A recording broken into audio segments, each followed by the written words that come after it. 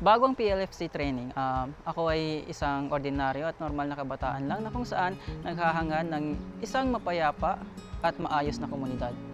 Kaya nagkaroon ako ng isang lakas ng loob na sumali sa mga ganitong kind of engagement or initiatives para kahit papaano yung matutunan ko, maibahagi ko sa kanila na kung saan pwedeng makatulong sa kanila at sa komunidad namin.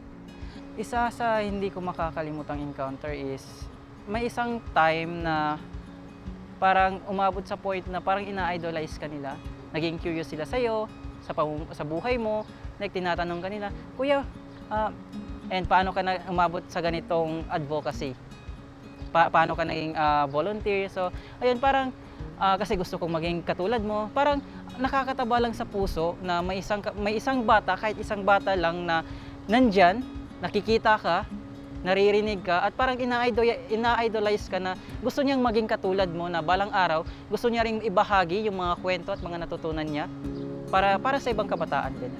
Na-realize ko na ang kapayapaan ay ginagawa araw-araw. Sabi nga ni Ate Hani, gawin natin yung peace as a way of life natin. Dahil sa Teach Peace, Build Peace movement, proud akong sabihin na naibabahagi ko ito sa mga kapwa ko kabataan.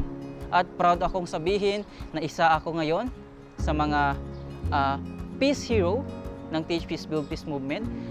Mas naging kalmado ako, mas natuto akong mangunawa, at mas natutunan ko yung magbigay ng compassion sa mga kapwa ko kabataan, lalo na sa mga kasama ko sa SK. Yung peace education kasi hindi yan tinuturo sa paaralan.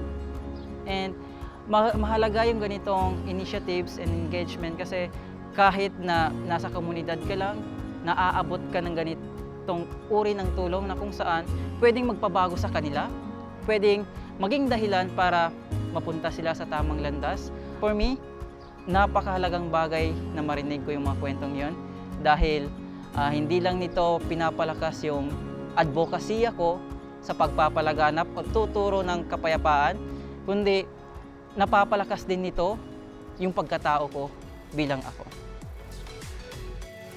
I am Kuya Ange from Mama sa Panuma, Guindanao del Sur, and I am an I Teach Peace facilitator.